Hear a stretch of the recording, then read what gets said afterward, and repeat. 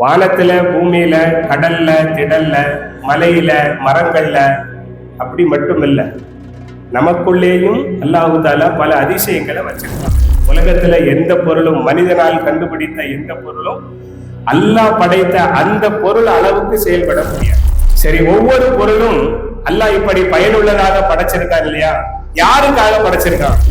பறவைகளா இருக்கட்டும், கால்நடைகளா இருக்கட்டும், மீனினங்களாக இருக்கட்டும், மற்ற ஜீவராசிகளா இருக்கட்டும், அவைகள் அத்தனையும் மனிதனுடைய நன்மைக்காகத்தான் அல்லாஹ் படைத்து, எல்லா பொருட்களையும் அல்லாஹ் மனிதனுடைய நன்மைக்காகத்தான் படைத்திருக்கிறான்.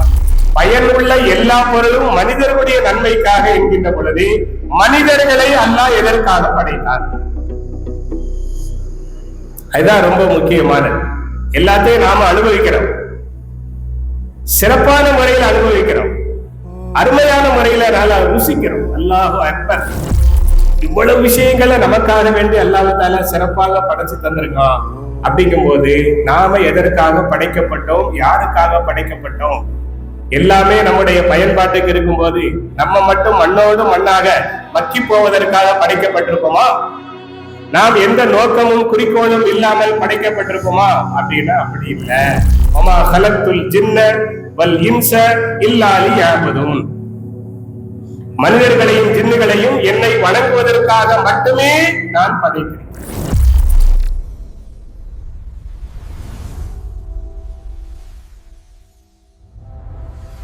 அளவற்ற அருளாளனும் நிகரற்ற அன்புடையவனும் ஆகிய எல்லாம் அல்ல அல்லாஹ் தாலாவின் மகத்தான பெரும் கருணையினால் மிக உயர்வான தஃசீருடைய வகுப்பில் அமர்ந்துள்ளோம். அல்ஹம்துலில்லாஹ். இந்த நல்ல நேரத்தில் உங்கள் அனைவருக்கும் என்னுடைய இனிய சலாமை காணிக்கையாக்குகின்றேன். அஸ்ஸலாமு அலைக்கும் வரஹ்மத்துல்லாஹி வபரகாத்துஹு. அஊது பில்லாஹி மினஷ் ஷைத்தானிர் ரஜீம். பிஸ்மில்லாஹிர் ரஹ்மானிர் ரஹீம். அஃபஹஸிப்தும் அன்னமா ஹலக்னாக்கும் அபஸா வ அன்னக்கும் இலைனா லா துர்ஜவுன். நாம் உங்களை வீணாக படைத்தோம் என்று நீங்கள் எண்ணிக்கொண்டீர்களா? மேலும் நீங்கள் நம்மின் பக்கம் திரும்பி வரமாட்டீர்கள் என்றும் நீங்கள் எண்ணிக்கொண்டீர்களா? அன்பிற்குரிய அல்லாஹ்வின் நல்லடியார்களே, அல் முஃமினூன் என்ற சூராவின் 115வது வசனமாக இந்த வசனம் அமைந்திருக்கின்றது. உலகில் மனித படைப்பின் நோக்கம் என்ன? எதற்காக அல்லாஹு தஆலா இந்த உலகத்தில் மனிதர்களை படைத்திருக்கிறார் என்பதை மறந்து போன மனிதர்களுக்கு அவர்களின் படைப்பின் நோக்கத்தை நினைவூட்டுவதாக, அது சம்பந்தமான எச்சரிக்கையை விடுப்பதாக இந்த வசனம் அமைந்துள்ளது. ஒரு காரியத்தின் நோக்கத்தை மறந்தவர்கள் அல்லது அதன் நோக்கத்தை அறியாதவர்களே மற்றவர்களை கேலி கிண்டல் செய்வதில் ஈடுபடுவார்கள். உதாரணமாக, தற்பொழுது 12ஆம் வகுப்பு 10வது வகுப்பு பொதுத் தேர்வு நடைபெறுகின்ற ஒரு காலகட்டம். அந்த தேர்வில் வெற்றி பெற வேண்டும், சிறப்பான முறையில் வெற்றி பெற வேண்டும், மிகச் சிறப்பான முறையில் வெற்றி பெற வேண்டும், அதில்தான் நம்முடைய எதிர்காலம் அமைந்திருக்கிறது என்ற நோக்கத்தை உணர்ந்த மாணவர்கள் அதற்காக இரவு பகலாக கண்விழித்து கடும் முயற்சி செய்து படித்து கொண்டிருப்பார்கள். அதே நேரத்தில் சில மாணவர்கள் அந்த நோக்கத்தை அறியாதவர்களாக அல்லது அறிந்தும் மறந்தவர்களாக படிக்காமல், முயற்சி செய்யாமல், விளையாடுவதிலும் வீண் வேலைகளிலும் ஈடுபடுவார்கள். அதோடு மட்டுமல்லாமல் கடுமையாக முயற்சி செய்து படித்து கொண்டிருக்கின்ற மாணவர்களை பார்த்து கேலி கிண்டல் செய்யக்கூடியவர்களாகவும் இருப்பார்கள். அப்ப அந்த மாதிரியான நபர்களை பார்ப்பவர்கள் என்ன சொல்லுவார்கள் என்று சொன்னால், என்னப்பா உங்களுக்கெல்லாம் எக்ஸாம் கிடையாதா, நீங்க எல்லாம் பரீட்சை எழுதுற மாதிரி ஐடியா உங்களுக்கு இல்லையா அப்படின்னு கேட்போம். ஏன்னா படிக்கவும் இல்லை, படிக்கிறவனை படிக்க விடாம கேலி கிண்டல் செய்வதை பார்க்கும் பொழுது நாம் என்ன கேட்போம், உங்களுக்கு எக்ஸாம் கிடையாதா, நீங்க எழுதக்கூடிய இடத்துல இல்லையா அப்படின்னு கேட்போம். அதுபோலவே ஈமான் கொண்ட மூமின்களை பார்த்து கேலி கிண்டல் செய்து, அப்படி கேலி கிண்டல் செய்வதிலேயே தங்கள் வாழ்க்கையை முடித்து கொண்ட, வாழ்வின் நோக்கத்தை மறந்துவிட்ட சில நபர்களை பார்த்துதான் அல்லாஹு தாலா இப்படி கேட்கிறான். இந்த ஆயத்துக்கு முன்னால் உள்ள ஆயத்துக்களில் நாம் ரமலானுக்கு முன்னால் விளக்கம் பார்த்தோம். நாளை மறுமையில் நரகத்தில் கிடந்து கடும் வேதனைக்கு ஆளாக்கப்படுகின்ற அந்த நபர்கள், எங்கள் இறைவனே எங்களை நரகத்தை விட்டு வெளியாக்கு, நாங்கள் உலகத்திற்கு சென்று நல்லதை செய்துவிட்டு திரும்பி வருகிறோம் என்று கேட்கும் பொழுது அல்லாஹ் அவங்கள பார்த்து என்ன கேட்பான் அப்படின்னா, என்னுடைய சில அடியார்கள் ஈமான் கொண்டு சாலிகான முறையில் அமல் செய்து வாழ்கின்ற அந்த அடியார்களை பார்த்து நீங்கள் கேலியும் கிண்டலும் செய்து அதிலேயே உங்கள் நோக்கத்தை மறந்து வாழ்ந்தீர்கள். இப்ப இங்க வந்து நாங்க மறுபடியும் உலகத்துக்கு போறோம் அப்படின்னா அது எப்படி சாத்தியமாகும் என்று அல்லாஹு தாலா அவர்களை பார்த்து கேட்பான் என்று நாம் அந்த தப்சீரில் விளக்கங்களை பார்த்தோம். அந்த நபர்களை பார்த்துதான் அல்லாஹ் கேட்கிறான், அவ ஹசித்தும் அன்னமா கலக்கனாக்கும் அவசா, நாம் உங்களை வீணுக்காக எந்த நோக்கமும் குறிக்கோளும் இலக்கும் இல்லாமல் சும்மா படைத்தோம் என்பதாக நீங்கள் எண்ணிக்கொண்டீர்களா, அல்லது இந்த உலகத்திலேயே இருந்து விடுவீர்கள், நம்மிடம் திரும்பி வரமாட்டீர்கள் என்று நீங்கள் எண்ணிக்கொண்டிருக்கிறா என்று கேட்கிறார். பரீட்சையெல்லாம் முடிந்து ரிசல்ட் முடிவுகள் வெளிவரும் பொழுது வெற்றியும் தோல்வியும் வெளிப்படும். அந்த நேரத்துல கேலி கிண்டல் செய்தவர்கள் நஷ்டப்படுவார்கள். அப்ப அவங்களுக்கு அந்த நஷ்டத்தின் விளைவு என்ன என்பது புரிய வரும். அன்பிற்குரிய அல்லாஹ்வின் நல்லடியார்களே, யார் வெற்றி பெற்றார்களோ அவர்களுக்கு அதனுடைய பலன் என்ன என்பதும் அதன் மகிழ்ச்சி என்ன என்பதும் தெரிய வரும். இது போன்றுதான் உலக வாழ்வு முடிவு பெறும் வேளையில், மரணம் வருகின்ற வேளையில் ஈமான் மற்றும் சாலிகான அமல்கள் மற்றும் அதனை புறக்கணித்தல், இதனுடைய லாப நஷ்டங்கள் நமக்கு புரிய வரக்கூடியதாக. அன்பிற்குரிய அல்லாஹ்வின் நல்லடியார்களே, இரண்டாவது இந்த ஆயத்து நமக்கு சொல்லக்கூடிய ஒரு செய்தி என்னன்னா, இந்த உலகத்துல உள்ள எந்த பொருளையும், அது ஆக மிகச்சிறிய பொருளாக இருக்கட்டும், ஆக மிகப்பெரிய பொருளாக இருக்கட்டும், அது ஆக மிக அற்பமான பொருளாக இருக்கட்டும் அல்லது ஆக மிக மகத்துவமான பொருளாக இருக்கட்டும், எந்த பொருளையும் அல்லாஹு தாலா பலன் இல்லாமல் வீணாக படைக்கவில்லை. எந்த பொருளையும் அப்படி அல்லாஹு தாலா வீணாக வேஸ்டாக பலன் இல்லாமல் படைத்ததாக அல்லாஹ் சொல்லவில்லை. மாறாக பலன் தரக்கூடியதாகத்தான் படைத்திருக்கிறோம் என்று கூறுகின்றார். அல் பக்ரா சூராவின் ஆரம்பத்தில் இடம்பெறுகின்ற ஒரு வசனம், ஹுவல்லதி ஹலகலக்கும் மா ஃபில் அர்லி ஜமீஆ, அவன்தான் உங்களுடைய பயனுக்காக, உங்களுடைய நலனுக்காக இந்த உலகத்தில் உள்ள எல்லா வஸ்துக்களையும் படைத்தான் என்று அல்லாஹு தாலா அந்த ஆயத்தில் சொல்லுகின்றான்.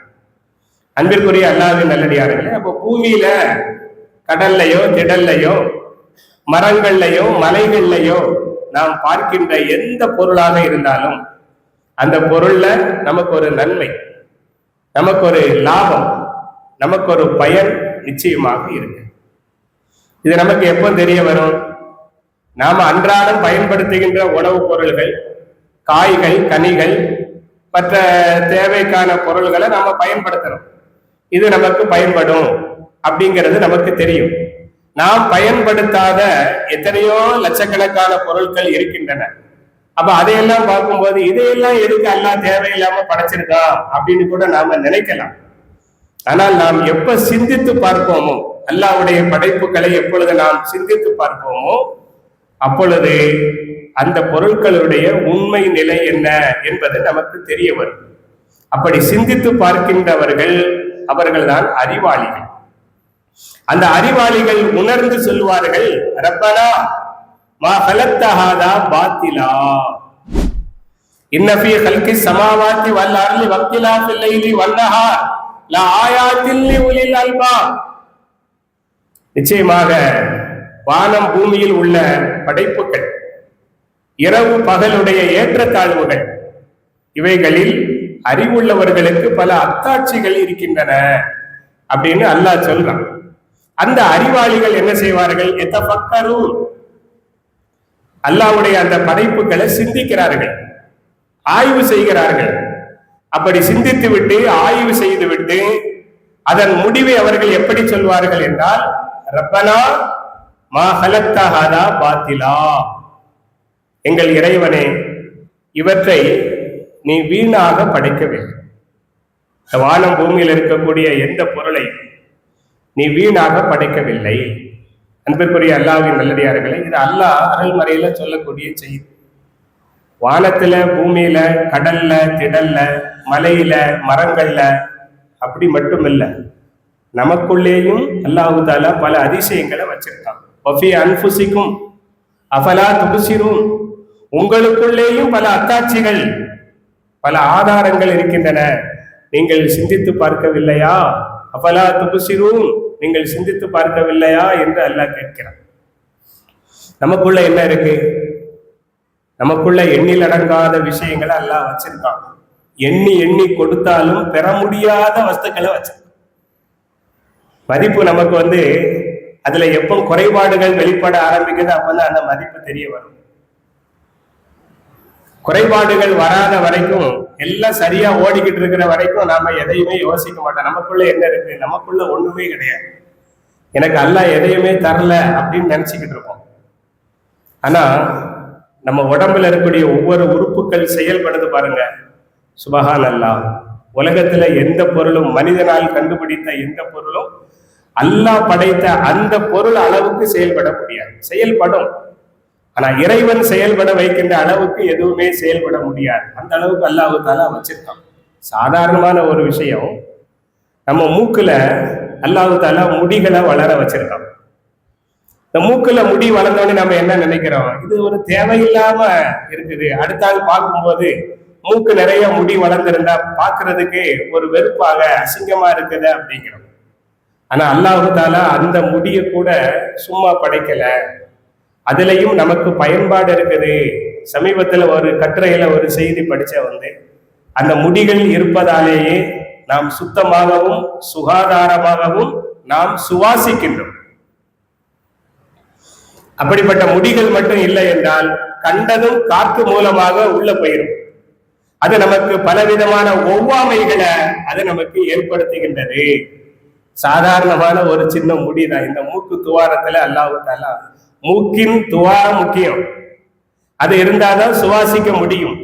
ஆனா அந்த சுவாசிப்பும் சீராக இருக்க வேண்டும், அதுல நமக்கு எந்த நோயும் ஏற்பட்டு விடக்கூடாது என்பதற்காக அல்லாஹ் படைத்துள்ள அந்த முடிகள் இருக்கு பாருங்க, அதுல அவ்வளவு பெரிய பயன்பாடுகளை, நன்மைகளை அல்லாஹ் வைத்திருக்கிறான். ஒரு சாதாரண அற்பமான முடியில உணவு இருக்குது அப்படின்னா, ஒவ்வொரு பொருளையும் நாம் சிந்தித்து பார்க்கும் பொழுது அல்லாஹ் தஆலா எல்லா பொருட்கள்லையும், நம்ம உடம்பா இருக்கட்டும், இந்த உலகமா இருக்கட்டும், எல்லாத்தையும் அல்லாஹ் தஆலா பயன் உள்ளதாகத்தான் படைத்திருக்கிறான், பயனற்றதாக படைக்கவே இல்லை. சரி, ஒவ்வொரு பொருளும் அல்லாஹ் இப்படி பயனுள்ளதாக படைச்சிருக்கான் இல்லையா? யாருக்காக படைச்சிருக்கான்?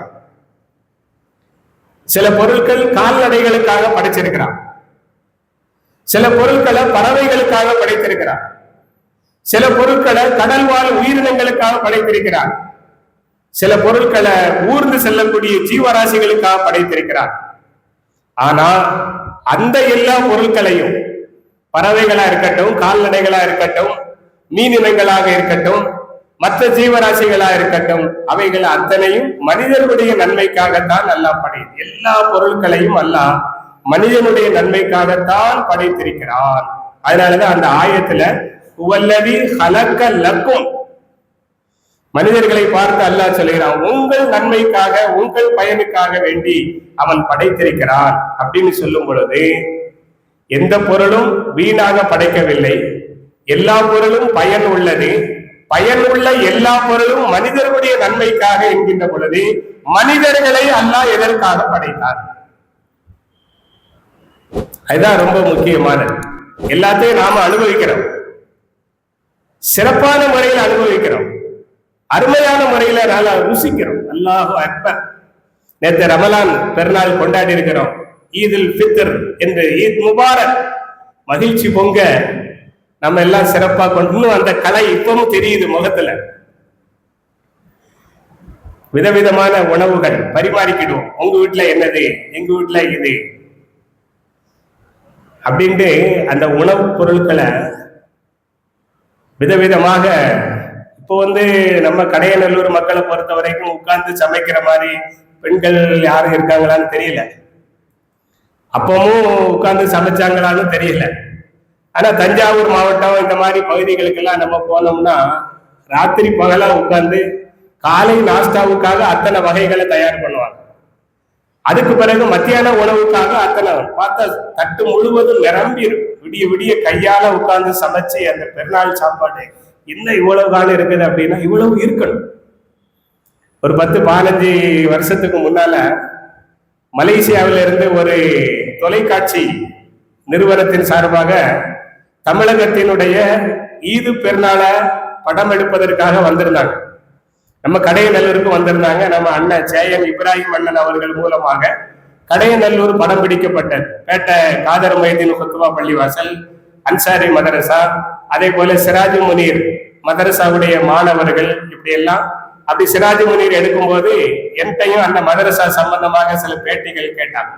காயல்பட்டினம், தென்காசி, முத்துப்பேட்டை, கூத்தாநல்லூர் இப்படி எடுக்கும் பொழுது முத்துப்பேட்டையில அந்த ஈதுல் ஃபித்ர் அன்னைக்கு காலையில நாஸ்டா அந்த நிருபர்கள் வந்திருந்தாங்க பாருங்க, அவங்களுக்கு நாஸ்டா ஒரு வீட்டுல ஏற்பாடு பண்ணாங்க. அந்த நாஸ்டாவை அவர் படம் எடுக்கிறார். அந்த வீட்டு பெண்கள் சமைச்ச அந்த காலை உணவு பார்க்கும்போது சுபா நல்லா, அதுல அத்தனை வகைகள் இருக்குது, இனிப்புகளும் காரங்களும் என்று பார்க்கும்போது இவ்வளவு விஷயங்களை நீங்க எப்படி சமைக்கிறீங்க அப்படிங்கும்போது பெருநாள் என்ற மகிழ்ச்சியில நாங்க சமைக்கும் போது எங்களுக்கு அந்த பாரம் என்பது கஷ்டம் என்பது தெரியாது. இவ்வளவு இருக்கணும், அதுதான் பெருநாள். எல்லாம் அவங்களுக்கு மட்டும் இல்ல, அவங்களுக்கு, அவங்க சொந்தக்காரங்களுக்கு, வந்தவங்களுக்கு, நண்பர்களுக்கு, வேலைக்காரங்களுக்கு என்று எல்லோருக்கும் பகிர்ந்து அள்ளி கொடுப்பதற்காக அவ்வளவான சமைக்கிறாங்க அப்படின்னு பார்க்கும் பொழுது அல்லாஹ் தஆலா இந்த உலகத்துல உள்ள அந்த செய்திகளை நம்ம என்ன விளங்குறோம் அப்படின்னா, இவ்வளவு விஷயங்களை நமக்காக வேண்டி அல்லாஹ் தஆலா சிறப்பாக படைச்சு தந்திருக்கான். அப்படிங்கும் போது நாம எதற்காக படைக்கப்பட்டோம், யாருக்காக படைக்கப்பட்டோம், எல்லாமே நம்முடைய பயன்பாட்டுக்கு இருக்கும் போது நம்ம மட்டும் மண்ணோடு மண்ணாக மக்கி போவதற்காக படைக்கப்பட்டிருப்போமா? நாம் எந்த நோக்கமும் குறிக்கோளும் இல்லாமல் படைக்கப்பட்டிருப்போமா அப்படின்னா அப்படி இல்லை. அப்படி இல்லைங்கிறத அல்லாஹ் அந்த ஆயத்துல சொல்றான். அன்னமா கலக்கனாக்கும் அபசா, உங்களை சும்மா நாம் படைத்தோம் என்று நீங்கள் எண்ணிக்கொண்டீர்களா? அப்ப அதனுடைய முடிவு அல்லாஹ் சொல்லல. நாம அந்த முடிவு அங்க தப்சீர்ல அறிஞர்கள் எழுதுவாங்க, லா, நிச்சயமாக அப்படி இல்லை, ஒரு குறிக்கோளுக்காக அதற்குத்தான் படைக்கப்பட்டோம் அப்படின்னு பதில் எழுதுவாங்க. ஆனா அல்லாஹ் தஆலா வேற இடத்துல சொல்றான், நம்முடைய படைப்பின் குறிக்கோள் என்ன? வமா கலக்துல் ஜின்ன வல் இன்ஸ இல்லா லியஅபுதுன், மனிதர்களையும் ஜின்னுகளையும் என்னை வணங்குவதற்காக மட்டுமே நான் படைத்திருக்கிறேன். இந்த உலகத்தினுடைய அத்தனை பொருள் நம்முடைய பயன்பாட்டுக்கு, அதை நம்ம பயன்படுத்தி விட்டு நாம் எதற்காக படைக்கப்பட்டோமோ அந்த நோக்கத்தை நிறைவேற்றாமல் நாம் இருந்து விட்டோம் என்றால் நிச்சயமாக நாம் நஷ்டவாதி. அன்பிற்குரிய அல்லாஹ்வின் நல்லடியார்களே, அதைத்தான் இந்த வசனம் நமக்கு மிக அழகான முறையில் உணர்த்துகின்றது. அது மட்டுமல்ல, அந்த ஆயத்தின் முடிவில் அல்லாஹ் இரண்டாவது ஒரு செய்தியை சொல்லுகிறான். எப்படி என்று சொன்னால், அன்னக்கும் இலைனா லா துர்ஜவும், நீங்க மரணத்திற்கு பிறகு எங்கள் பக்கம் திரும்பி வரமாட்டீர்கள் என்றா நீங்கள் எண்ணிக்கொண்டிருக்கின்றீர்கள். மற்றவர்கள் சொல்லுவார்கள், வெந்ததை தின்று விட்டு விதி வந்தால் செத்து விடுவோம் அப்படிம்பாங்க. செத்து விடுதலோட முடிந்து விடாது, செத்ததற்கு பிறகுதான் நம்மளுக்கான மறுவாழ்வு என்பது துவங்குகின்றது. ஆக நாம் நிச்சயம் அல்லாஹ்வின் பக்கம் திரும்ப கூடியவர்கள். அன்பிற்குரிய அல்லாஹ்வின் நல்லடியார்களே, இந்த விஷயத்தை அல்லாஹ் நமக்கு அடிக்கடி உணர்த்துகின்றான். இன்னா லில்லாஹி வ இன்னா இலைஹி ராஜிஊன். இந்த வசனம் நமக்கு அப்பப்போ உணர்த்திக்கிட்டே இருக்கு. இந்த வாசகத்தை நாம கேள்விப்படுறோம். அஸ்ஸலாமு அலைக்கும் வஃபாத் அறிவிப்பு அப்படின்னு அறிவிக்கும் பொழுது இன்னாருடைய மகன் இன்னார் இறந்து விட்டார் அப்படின்னு வந்த உடனே இன்னா லில்லாஹி வ இன்னா இலைஹி ராஜிஊன் அப்படின்னு சொல்லிடுவோம். அவங்களும் அதை அறிவிக்கிறவங்களும் அந்த வாசகத்தை சொல்றாங்க. இது வஃபாத்துடைய அறிவிப்பின் ஆயத்து அல்ல. அந்த ஆயத்தை கேட்ட உடனே அந்த அறிவிப்பு வஃபாத்துடைய அறிவிப்பு தான், வேற முக்கியமான அறிவிப்பு கிடையாது. சிலது இடங்கள்ல அறிவிக்கும் போது நம்ம தூரத்துல இருப்போம், புரியாது. ஆனா இன்னா லில்லாஹின்னு வந்து புரிஞ்சுக்கிடும். அப்ப வந்த உடனே சரி இது ஏதோ வஃபாத் அறிவிப்பு அப்படின்னு நம்ம விளங்கிக்கிடணும். இது வஃபாத்துடைய அறிவிப்பு என்பதற்காக மட்டும் அந்த ஆயத்து இல்ல, நாம வஃபாத்தாக கூடியவர்கள் அப்படிங்கிறத நமக்கு நினைவூட்டுகின்ற அறிவிக்கின்ற ஒரு ஆயத். அது அப்படிதான் நாம விளங்கணும்.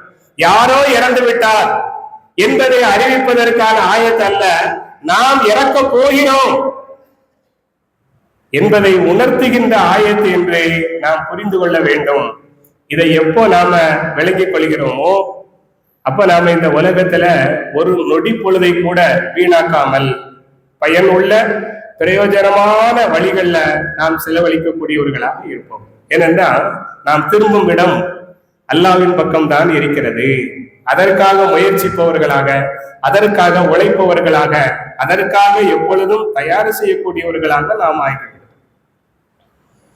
ஹிகாயாத்துல் லத்தீஃபா அப்படின்னு சொல்லக்கூடிய ஒரு சின்ன ஒரு நூல், பாரசீக மொழியில் எழுதப்பட்ட ஒரு நூல். நாங்கள் ஓதுகின்ற காலத்தில் எங்களுக்கு பாரசீக மொழியின் பாடத்திட்டத்தில் இருக்கிறது. இன்றைக்கு ஈரான் ஈராக் இருக்கு இல்லையா, இந்த நாட்டினுடைய தாய்மொழி பாரசீக மொழி தான்.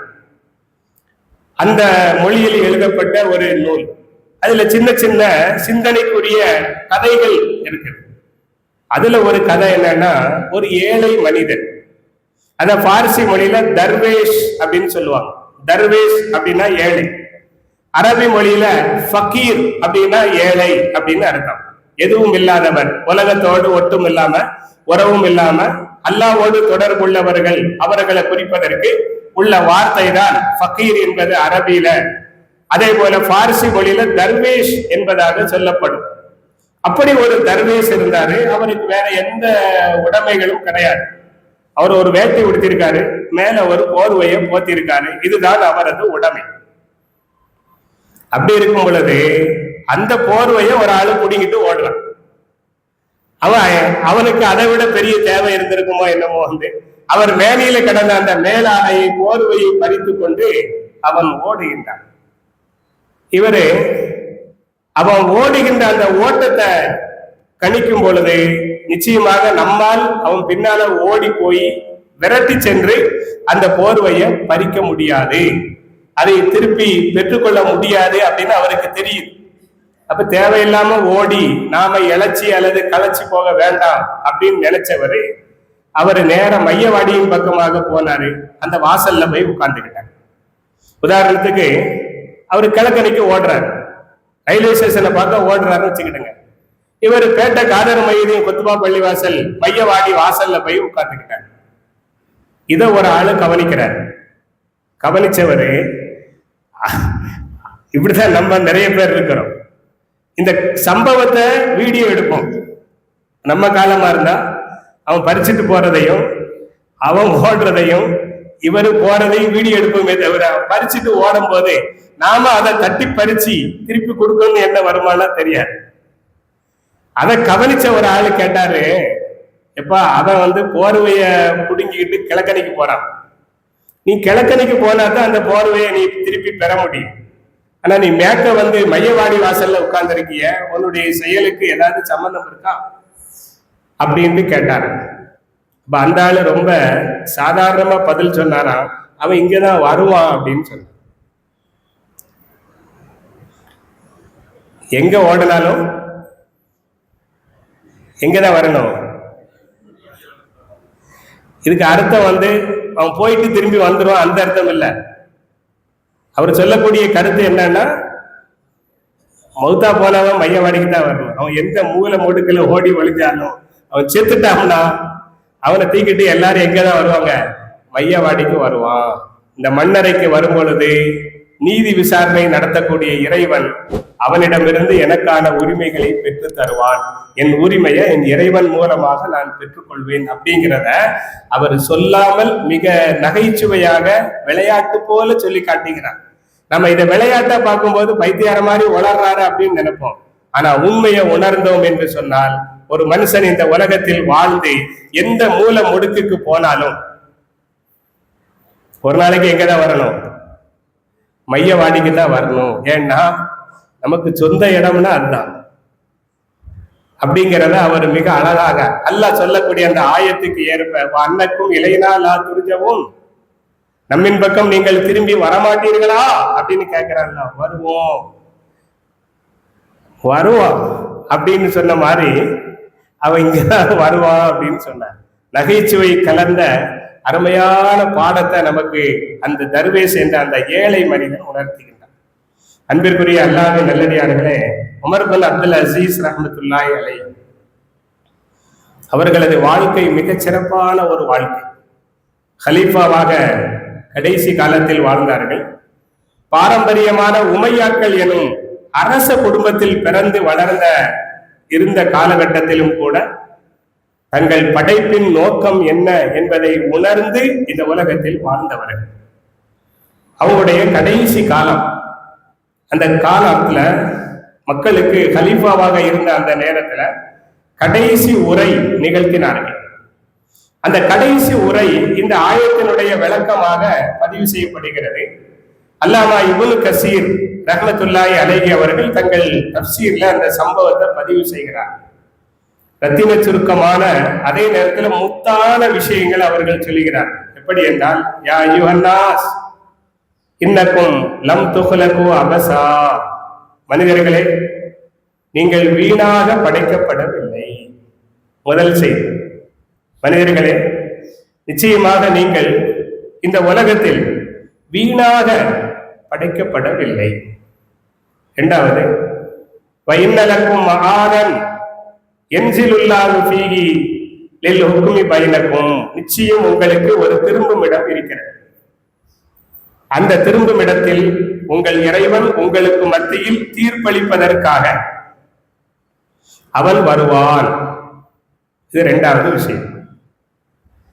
மூன்றாவது சொல்றாங்க, ஃபஹாப வஹசிர வஷகா அப்துல் அஹ்ரஜஹுல்லாஹு மின் ரஹ்மத்திஹி வஹர்ரம ஜன்னதஹு. எந்த ஒரு அடியானை தன்னுடைய ரஹமத் என்ற அருளை விட்டும் அல்லாஹ் தூரமாக்கி விட்டானோ, வானம் பூமிகள் அளவுக்கு விசாலமான சொர்க்கத்தை விட்டும் தூரமாக்கி விட்டானோ, அந்த அடியான் நஷ்டமடைந்தான், கை சேதமடைந்தான், துர்பாக்கியம் அடைந்தான். மறுமையில நாம் திரும்புகின்ற அந்த மறுமை வாழ்க்கையில அல்லாஹ்வுடைய அருள் கிடைக்காமல், அவனுடைய நிகரில்லாத சொர்க்கம் கிடைக்காமல் யார் விலக்கப்படுகிறானோ அந்த மனிதன் நிச்சயம் நஷ்டம் அடைந்தவன், கை சேதம் அடைந்தவன், துரதிஷ்டமானவன் அப்படின்னு சொன்னாங்க. அதுக்கு அடுத்து அவங்க சொல்றாங்க, சும்மா இன்னக்கும் ஃபீ குல்லி யௌமின் துஸய்யிஊன ராதியன் வராஹியன் இலல்லாஹ். இதான் நம்ம சிந்திக்க வேண்டிய ஒரு விஷயம். அந்த ஆயத்து தழுவிய அந்த விஷயத்தை சொல்லிட்டு அவங்க நம்முடைய யதார்த்த வாழ்க்கையை நமக்கு படம் பிடித்து காட்டுறாங்க. நிச்சயமாக நீங்கள் ஒவ்வொரு நாளும் காலையிலோ மாலையிலோ சில நபர்களை வழி அனுப்பி வைக்கின்றீர்கள். ஒவ்வொரு நாளும் நீங்கள் சில மனிதர்களை துஸய்யிஊன அப்படின்னா வழி அனுப்பி வைக்கிறீர்கள். போயிட்டு வாப்பா அப்படின்னு சொல்லு. யார சொல்லுவோம்? யாராவது ஒரு பயணத்துக்கு போறாரு அப்படின்னா, அஸ்ஸலாமு அலைக்கும் அஸ்தக்ஃபிருல்லாஹ் தீனக்கும் வ ஈமானக்கும் வ ஹவாத்திம அமல், நல்லபடியா ஃபீ அமானில்லா போயிட்டு வான்னு சொல்லும். அவரு துபாய்க்கு போனாலும், கத்தருக்கு போனாலும், மஸ்கட்டுக்கு போனாலும், சவுதிக்கு போனாலும் நம்ம பாதுகாப்பாக போயிட்டு வா அப்படின்ட்டு அவரை துவா செஞ்சு அனுப்புவோம். ஆனா ஒருத்தர் மௌத்தா போயிட்டாருன்னு வச்சுக்கிடுங்க, அப்ப நம்ம எல்லாரும் சேர்ந்து அவரை மையவாடிக்கு கொண்டு போய் ஜனாசா தொலை வச்சு அடக்கிற மாத்தேலா, அதுவும் வழி அனுப்பு விழாதான். உண்மையான வழி அனுப்பு விழா அதுதான். நிரந்தரமான இடத்திற்கு துபாய்க்கு சவுதிக்கு எங்க போனாலும் திரும்பி வந்துருவார். ஆனா இங்க போனா அவர் என்ன செய்ய மாட்டாரு, திரும்பி வரமாட்டார்.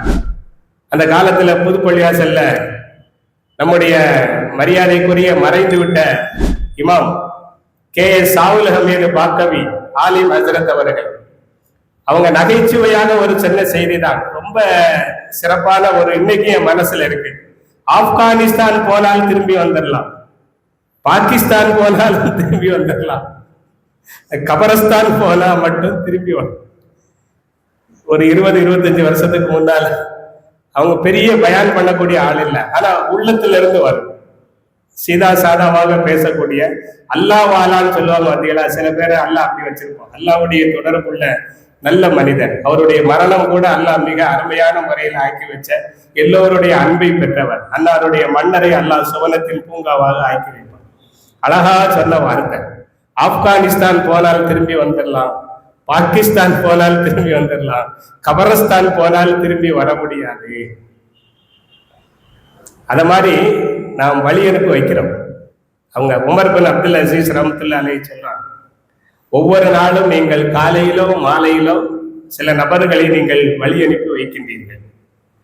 ஹத்தா துகைபுஹும் ஃபீ சதையும் மினல் அர்ல் கைர முமஹதின் வலா முவஸ்ஸதின். எந்த அளவுக்கு நீங்க வழி அனுப்பி வைக்கிறீங்கன்னா, பூமியின் அடிப்பகுதியில அவரை அடக்கம் செஞ்சிருக்கீங்க. அங்க எந்த விரிப்பும் விரிக்கப்பட்டிருக்காது, எந்த தலையணையும் வைக்கப்பட்டிருக்காது, வசதியான முறையில படுப்பதற்கு எந்த ஏற்பாடும் இல்லாத ஒரு பூமியின் அடிப்பகுதியில நீங்கள் அவரை அடக்கம் செய்து விடுகின்றீர்கள். அந்த ஆள் யார் தெரியுமா? நம்ம யாரை வழி அனுப்புறோமோ அவர் யார் தெரியுமா? கது ஃபாரக்கல் அஹ்பாப, அவருடைய உள்ளத்துக்கு நெருக்கமான நேசரை. அது தாய் தந்தையரா இருக்கலாம், மனைவி மக்களா இருக்கலாம், அண்ணன் தம்பிகளா இருக்கலாம், அக்கா தங்கச்சிகளா இருக்கலாம், உறவுகளாக இருக்கலாம், நட்புகளாக இருக்கலாம், எல்லாரையும் விட்டு பிரிந்து விட்டார். கது ஃபாரக்கல் அஹ்பா, உடலுக்கும் உள்ளத்துக்கும் நெருக்கமான அந்த நேசர்களை விட்டும் அவர் பிரிந்தவர். துராப, மண்ணோடு மண்ணாக தன்னை தொடர்பு படுத்தி கொண்டார். நம்ம இறந்துட்டோம்னா நமக்கு தொடர்பு அங்க யாரு அப்படின்னா அந்த மண்ணு தான். எவ்வளவு அருமையா சொல்றாங்க பாருங்க. ஃபாரக்கல் அஹ்பாப துராப, மண்ணை தனக்கு நெருக்கமானவராக அவர் தொடர்புபடுத்தி கொண்டார். வஜ்ஜஹல் ஹிசாப், கேள்வி கணக்கை இப்பொழுது அவர் எதிர்நோக்குகின்றார். கேள்வி கணக்கு நம்மளை வச்ச உடனே வந்துடுறாங்க, அது ஆட்டோமேட்டிக் சிஸ்டம். அடைக்கிட்டு திரும்பி வந்துட்டாங்கன்னா, நம்ம அங்கிருந்து திரும்பிட்டோம்னா உடனே அங்க 2 மலக்குகள் வந்துடுறாங்க. மன் ரப்புக்க ஒமன் நபியுக்க ஒமா தீனுக்க அப்படின்னு விசாரணை செய்யறதுக்காக வந்துடுறாங்க. அம்ர் பின் ஆஸ் ரலியல்லாஹு அன்ஹு சொன்னாங்க, தங்களுடைய கடைசி காலத்துல, என்ன நீங்க அடைக்கிட்டு படக்குன்னு திரும்பிடாதீங்க, கொஞ்ச நேரம் நெல்லுங்க. என் இறைவன் விசாரணைக்காக மலக்குகளை அனுப்பும் பொழுது அதுக்கு என்ன பதில் சொல்லணும் அதை நான் தயார்படுத்திக்கிட்டேன். அதனால நீங்க அடைக்கிட்டு படக்குன்னு திரும்பிடாதீங்க கொஞ்ச நேரம். ஏன்னா நாம திரும்பினா தான் வருவாங்கன்னு ஹதீஸ் வருது. நம்ம திரும்பாத வரைக்கும் அவங்க வரமாட்டாங்க. அல்லாஹ் ஒரு தொடர்பு வச்சிருக்கான். இது அறிவுபூர்வமா சிந்திக்க முடியாது, இது ஈமான். அப்போ நமக்கு இப்படி யோசிக்க கூடாது. என்ன, அவர் கேட்கறதே 3 கேள்வி தானே. 3 கேள்வி எழுத்தால இருக்கும், தியரியா இருக்கும், ஒரு கேள்வி பிராக்டிக்கலாக இருக்கும். ஒண்ணு என்ன, உன்னுடைய ரப்பு யாரு? 2வது என்ன, உன்னுடைய தீன் என்ன? 3வது என்ன, உன்னுடைய நபி என்ன? இது தியரி. பிராக்டிக்கல் என்ன, அது அவங்க யாரு அப்படின்னு ஒரு உருவத்தை காட்டி கேட்கப்படும். அது ரசூலுல்லாஹ்வுடைய உருவம். அப்ப இவங்க எங்களுடைய நபி அப்படின்னு சொல்லணும். இந்த 4 விஷயம் தானே. இது தெரியாமல அவ்வளவு பெரிய சஹாபி கொஞ்ச நேரம் இருங்க நான் பரீட்சைக்கு பாடம் படிக்கிற மாதிரி அப்படின்னு சொல்றாருன்னா அப்படி இல்லை. நமக்கு தெரியும் இந்த கேள்விதான் கேட்பாங்கன்ட்டு, ஆனா நம்ம சொல்லணும்ல. அந்த இடத்துல கேள்வி கேட்கும் போது நம்முடைய நாவிலிருந்து இந்த சரியான ஆன்சர் எது உலகத்தில் நம்ம தெரிஞ்சு வச்சிருக்கிறோமோ அது வரணும். அது வர வேண்டும் என்றால் உண்மையான ஈமானும் தூய்மையான அமலும் தான் வர வைக்கும். அவங்க நான் என்ன அப்படி வர வைப்பதற்காக நான் கொஞ்சம் அல்லாஹ்விடம் இப்பொழுதே அழுகிறேன், இப்பொழுதே தொழுகிறேன், இப்பொழுதே வருந்துகிறேன், இப்பொழுதே தௌபா செய்கிறேன் அப்படிங்கிறதான் நமக்கு உணர்த்துதான். அவங்களுக்காக இல்ல, அவங்க சஹாபிகள், மன்னிக்கப்பட்டவர்கள், அல்லாஹ்வுடைய அருளை பெற்றவர்கள், அல்லாஹ்வுடைய ரிலா என்ற திருப்தியை பெற்றவர்கள். அவங்களுக்கு பிரச்சனையே கிடையாது. நமக்கு பிரச்சனை வரும், நமக்கு அவங்க பாட சொல்லி தாராங்க. எவ்வளவு பெரிய நேசர்களா இருந்தாலும் படக்குன்னு வச்சுட்டு திரும்பிடுவாங்க. ஆனா உனக்கு நீ தான் பதில் சொல்லணும். அந்த பதில நீ கொஞ்சம் படிச்சுக்கோ. பாடம் நடத்திருப்பாங்க, அதை நீ இன்னும் கொஞ்சம் மனசுல பதிய வச்சுக்கோ அப்படின்னு நமக்கு உணர்த்துகிறார்கள் என்று ரியாலு சாலிஹின் என்ற கிதாபுல அருமையான செய்தியாக அந்த இடத்துல பதிவு செய்யறாங்க. அத மாதிரி இங்க உமர் பின் அப்துல் அசீஸ் ரஹ்மத்துல்லாஹி அலைஹி சொல்கிறார்கள், அவர் விசாரணையை எதிர்கொள்கிறார். அடுத்து சொன்னாங்க, கனியன் அம்மா தரக்க, எதை விட்டுட்டு வந்தாரோ அதை விட்டும் தேவையற்றவர். உலகத்துல வீடு வாசல் சொத்து சுகம்னு விட்டு வந்தாரு பார்த்தீங்களா, அது அவருக்கு தேவையே கிடையாது. ஏன்னா அது அவருக்கு அடுத்து எந்த பலனும் தரப்போறது இல்லை. இலாமா கத்தம, உலகத்தில் வாழும் பொழுதே எதை முற்படுத்தினாரோ அந்த அமல்களின் பக்கம்தான் அவர் தேவை உள்ளவராக இருப்பார் அப்படின்ட்டு சொல்லிட்டு, ஃபத்தகுல்லா கபல நுசூலில் மௌத்தி பிக்கும், என் அருமையான சகோதரர்களே, உங்களுக்கு மரணம் வருவதற்கு முன்னால் நீங்கள் அல்லாஹ்வை அஞ்சிக் கொள்ளுங்கள் அப்படின்ட்டு உமர் பின் அப்துல் அசீஸ் ரஹ்மத்துல்லாஹி அலைஹி தங்களுடைய கடைசி உரையாக இந்த உரையை உபதேசமாக வழங்கிவிட்டு அவர்கள் மௌத்தானார்கள் என்று இமாம் இப்னு கசீர் ரஹ்மத்துல்லாஹி அலைஹி தப்சீர் கிதாபில் 3வது பாகம் 244வது பக்கத்துல பதிவு செய்யறாங்க. இந்த உரையை முடிச்ச உடனே தன் மேனியில் கிடந்த போர்வை எடுத்து முகத்தை மூடிக்கிட்டு தேம்பி தேம்பி அழுதான். அதை கேட்டுக்கொண்டிருந்த அத்தனை பேரும் குலுங்கி குலுங்கி அழ ஆரம்பித்தார்கள் அப்படின்னு அந்த சம்பவத்துல பதிவு செய்யறாங்க. அன்பிற்குரிய அல்லாஹ்வின் நல்லடியார்களே, உலக வாழ்க்கையினுடைய நோக்கம் என்ன, மரணத்திற்கு பின்னால் நாம் என்ன எதிர்கொள்ள போகிறோம், அவ்வளவு சுருக்கமாக அதே நேரத்தில் மிக முக்கியமாக பதிவு செய்து விட்டார். ஆனா இந்த உலகத்தை விட்டு பிரியும் பொழுது தான் எதற்காக படைக்கப்பட்டோம் என்பதை அறிந்து அதன்படி வாழ்ந்து சென்ற ஒரு உன்னதமான மனிதர் உமர் பின் அப்துல் அசீஸ் ரஹ்மத்துல்லாஹி அலைஹி.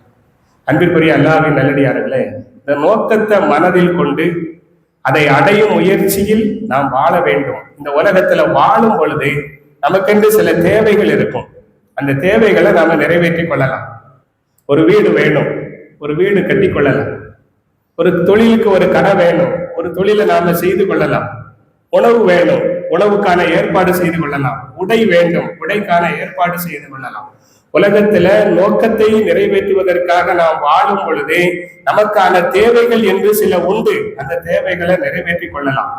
ஆனா நோக்கத்தை மறந்து ஆசைகளை நிறைவேற்றுவதற்காக முயற்சிக்க கூடாது.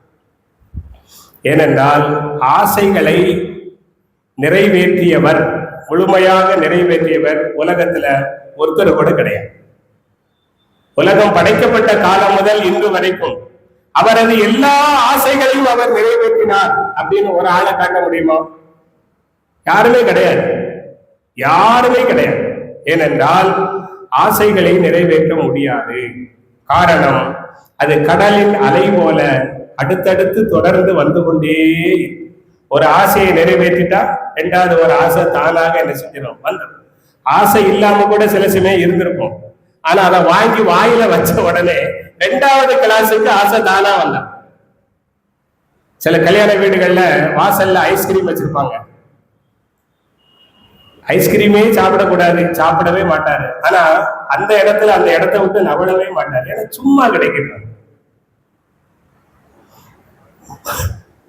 மதுரையில ஒரு நிகழ்ச்சிக்கு போயிருந்தோம். ஜமாத்துல் உலமாவுடைய மாநில தேர்தல். ஜிகர் தண்டா கொடுத்துக்கிட்டு இருந்தாங்க, சும்மாதான். சுப்ஹானல்லாஹ், அந்த இடத்தை விட்டு நவளவே மாட்டேன்னு சொல்லி நின்னவங்க வம்படியா புடிச்சு, நீங்க வர போறீங்களா, வேற எடுக்கவா அப்படின்னு சொல்லி கூப்பிட்டு வந்தோம். ஏன்னா அது ஆசை. 2வது அது காசு இல்லாம கிடைக்குது அப்படின்னு சொல்லி வாயில வைக்காத வரைக்கும் சில ஆசைகள் வராம இருக்கும். வச்சுட்டோம்னு சொன்னா அந்த ஆசைகள் மறுபடி அது தண்ணீர் ஊறுவதை போல ஊறிக்கொண்டே இருக்கும். கடலின் அலை போல நிற்காமல் தொடர்ந்து வந்து கொண்டே இருக்கும். நபி அவர்கள் அதைத்தான் சொன்னார்கள்.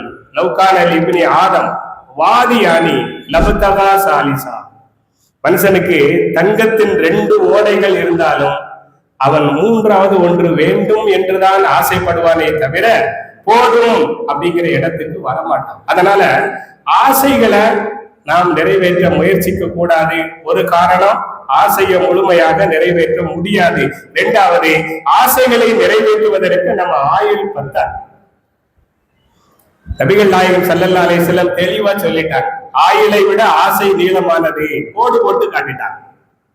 சதுரத்துல ஒரு கோடு போட்டு இதுதான் மனிதனுடைய ஆயுள், அதுல நடு சென்டர்ல ஒரு கோடு போட்டு இதுதான் மனிதன், அந்த கோட்டை விட்டு வெளியில வர்ற மாதிரி ஒரு கோடு போட்டு இதுதான் அவருடைய ஆசைகள்.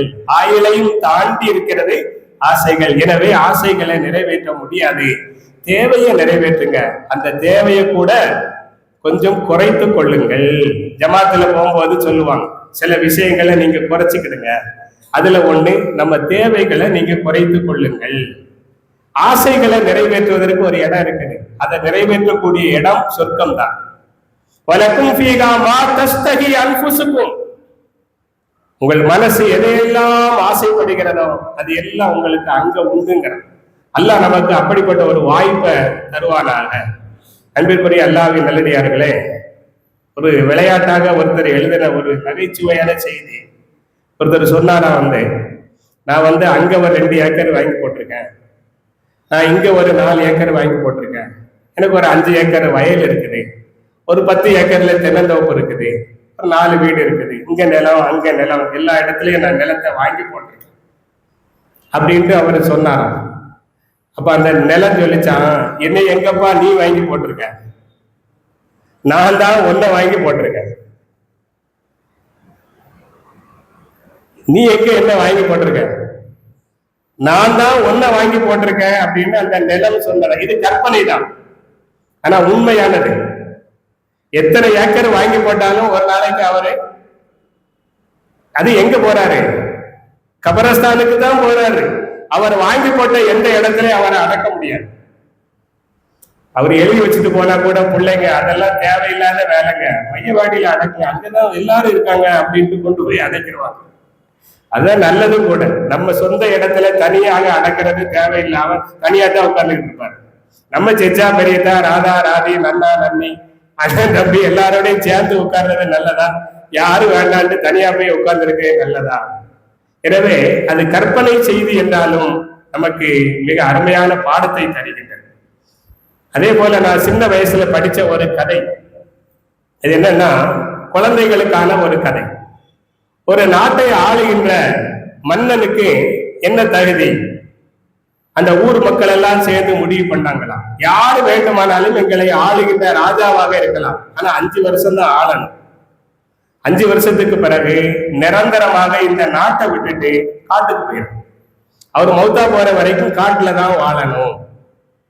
இந்த நிபந்தனையை ஏற்றுக்கொண்டவர்கள் யாரா இருந்தாலும் ராஜாவா வாங்க, முறை வாரியாக அவங்களுக்கு ஆட்சி செய்யும் காலம் கொடுக்கப்படும் சொன்னாங்க. எல்லாரும் 5 வருஷம்லாம் ராஜாவா வாழ்ந்துருவோம், அதுக்கு பிறகு பார்த்துக்கிடலாம் அப்படின்ட்டு வந்தாங்க. 5 வருஷம் ஆடம்பரமா விரும்பியதை சாப்பிட்டாங்க, விரும்பியதை உடுத்தினாங்க, நல்ல சந்தோஷமா ஜாலியாக இருந்தாங்க. 5 வருஷம் முடிஞ்ச உடனே அவரை குடும்பத்தோட காட்டுக்கு அனுப்பும் போது ஓடு அழுதுகிட்டே காட்டுக்கு போனார். இப்படியே ஒவ்வொரு ராஜாவாக காலம் முடியும் பொழுது அவரை அழுதுகிட்டே காட்டுக்கு போனார். ஒரே ஒரு ஆள் மட்டும் 5 வருஷம் முடிஞ்சு அவரை காட்டுக்கு அனுப்பும் போது நான் போயிட்டு வரேன் அப்படின்னு எல்லாத்துக்கும் டாட்டா சொல்லிட்டு சந்தோஷமா போனார். மனைவி மக்கள் பேரன் பேத்தி எல்லாத்தையும் கூப்பிட்டு சந்தோஷமா போனாராம். நாட்டு மக்கள் எல்லாம் பார்த்தாங்களா, பல ராஜாக்களை நம்ம பார்த்திருக்கோம், எல்லாரும் போகும்போது அழுதுகிட்டே தான் போனோம், நான் இவரு மட்டும் சந்தோஷமா போறார, அப்ப இந்த சந்தோஷத்துக்கு பின்னால என்னவோ இருக்குது அப்படின்ட்டு வாங்க அப்படின்ட்டு பின்னாலே போனார். பின்னால போனா அவர் காட்டுல வாழ்றதுக்குன்னு அவர் எந்த இடத்தை தேர்ந்தெடுத்தாரோ அந்த இடத்த சொர்க்கம் மாதிரி அவரு அலங்கரிச்சு கட்டி வச்சிருந்தார். அருமையான மாளிகை. இந்த 5 வருஷத்தை பயன்படுத்தி அருமையான மாளிகை, தோட்டம், துறவுகள், நீரோடைகள் என்று எல்லாத்தையும் செட் பண்ணிட்டார். நாம இங்கதான் நிரந்தரமா இருக்க போறோம். 5 வருஷம் இப்படி இருந்தா 50 வருஷம் அப்படி இருக்க போறோம் அப்படின்னு விளங்கிய ஒருவர் 50 வருஷ வாழ்க்கைக்கு என்னென்ன வளங்கள் வேண்டும் அதையெல்லாம் இந்த 5 வருஷத்துல எடுத்து சிறப்பா செஞ்சுட்டார். இப்ப சந்தோஷமா இருக்குமா இருக்காதா? புது வீடு கட்டி பால் காய்ச்சறவருக்கு எப்படி சந்தோஷமா இருக்குமோ அத மாதிரி நான் சந்தோஷப்பட்டு போயிட்டு வரேன்னாரு. மக்கள் பார்த்தாங்க, இவ்வளவு தொலைநோக்கோடு செயல்படக்கூடியவர் தான் நிரந்தரமான ராஜாவா இருக்க வேண்டும் சொல்லி அவரையே மறுபடி கூட்டு வந்து மன்னராக ஆளச் செய்தார்கள். அப்படின்னு ஒரு தொலைநோக்கு பார்வை வேண்டும் அப்படிங்கிற சிந்தனையை குழந்தைகளுக்கு உணர்த்ததற்காக சொல்லப்பட்ட கற்பனை கதைதான். ஆனா இந்த கற்பனையில இந்த உலகத்துக்கும் நாளை மறுமைக்குமான தொடர்பு, நாம் எப்படி இந்த உலகத்தை வைத்துக் கொள்ளணும், மறுமை எப்படி அமைத்துக் கொள்ளணும் என்பதற்கான நல்ல பாடம் இதில் இருக்கிறது. கடைசியான ஒரு செய்தி, சவுதி அரேபியாவினுடைய மறைந்த பேரறிஞர் சாலிஹ் பின் உசைமீன் ரஹ்மத்துல்லாஹி அலைஹி சமீபத்துல ஒரு 30-40 வருஷத்துக்கு முன்னாலே இறந்து போன ஒரு பெரிய மனிதர் தான். 20ஆம் நூற்றாண்டினுடைய மிகச்சிறந்த ஆளுமையாக சவுதி அரேபியாவில் கருதப்பட்டவர் சாலிஹ் பின் உசைமீன். அவர் காலத்துல சவுதியினுடைய மன்னராக இருந்த காலித் அப்படின்னு சொல்லக்கூடிய அந்த அரசர், இவர் சுப்ரீம் கோர்ட்டினுடைய உச்ச நீதிபதிங்கிற அந்தஸ்துல உள்ளவர். அதனால அவங்கள மரியாதை நிமித்தமாக பார்க்கறதுக்கு வீட்டுக்கு வந்தாங்க. வந்து பார்த்தா வீடு ரொம்ப எளிமையாக ஏழ்மையாக இருக்கு. ஒட்டுமொத்த பணக்கார நாடு சவுதி அரேபியா. இந்த நாட்டுக்கு ஒரு உயர்ந்த மார்க்க அறிஞராக, முதன்மை மார்க்க அறிஞராக இருப்பவர் இப்படி ஏழ்மையில இருக்காரா, இப்படி எளிமையில இருக்காரா அப்படின்னு நினைச்சு அவர் சொன்னாரா, என்னுடைய சொந்த பணத்துல, கவர்மெண்ட் பணத்துல இல்ல, அதை தந்தா நீங்க ஏற்றுக்கொள்ள மாட்டீங்க, என் சொந்த பணத்துல உங்களுக்கு ஒரு பெரிய பேலஸ் மாளிகை கட்டி நான் தாரேன், நீங்க சம்மதிச்சா நான் கட்டி தாரேன் அப்படின்னு சொன்னாங்க. அப்ப அந்த அறிஞர் சொன்னாப்புலையா, அப்படி இல்லை, எனக்கு ரியாத்துல சாலிஹியா அப்படிங்கிற அந்த பகுதியில ஒரு பிரம்மாண்டமான மாளிகை உருவாக்கிட்டு இருக்குது அப்படின்னு சொன்னார். அரசர் மன்னர் மார்க்க அறிஞர், அவர் பொய் சொல்ல மாட்டாரு. அப்போ உண்மையா இருக்கும் போல நமக்கு முன்னால யாரோ அவங்களுக்கு பணங்களை கொடுத்து கெட்டிக்கிடுங்கன்னு கொடுத்துருப்பாங்கன்னு நினைக்கிறேன், நம்ம தான் கொஞ்சம் தாமதமா வந்துட்டோமோ அப்படின்னு நினைச்சுக்கிட்டு, சரி அப்படி ஒரு மாளிகை உருவானால் அது எனக்கு சந்தோஷம் அப்படின்ட்டு அவர் போயிட்டார். அவருடைய மாணவர்கள், பணி செய்யக்கூடிய மாணவர்கள் கேட்டாங்களா, சாலிகியாவில் நமக்கு எங்க மாளிகை கட்டிக்கிட்டு இருக்காங்க, மையவாடி தானே இருக்குது அப்படின்னு கேட்டாங்க. கபரஸ்தான் தான் அங்க இருக்குது, அதுக்கு பக்கத்துல நமக்கு எந்த மாளிகையும் வேலை நடக்கலையே அப்படின்னு. அப்ப அவங்க சொன்னாங்களா, எப்ப மையவாடியை தான் நான் சொல்லுறேன், நாம் மௌத்தா போன பிறகு நம்முடைய மன்னரை 2இல் 1 தான், ஒன்று நரகத்தின் படுகொலியா இருக்கும், இல்லாட்ட சொர்க்கத்தின் பூங்காவனமாக இருக்கும். என்னுடைய மன்னரை சொர்க்கத்தின் பூங்காவனமாக ஆகுவதற்கு நான் முயற்சி செய்து கொண்டிருக்கிறேன், அதற்காக நான் உழைத்துக் கொண்டிருக்கிறேன். என் உழைப்பும் என்னுடைய எண்ணமும் தூய்மையாக இருந்தால் அல்லாஹ் எனக்கு அதை சொர்க்க பூங்காவாக ஆக்கி தருவான் அப்படிங்கிற நம்பிக்கையில தான் நான் சொன்னனே தவிர மற்றபடி நாம எங்கேயும் வீடு கட்டல.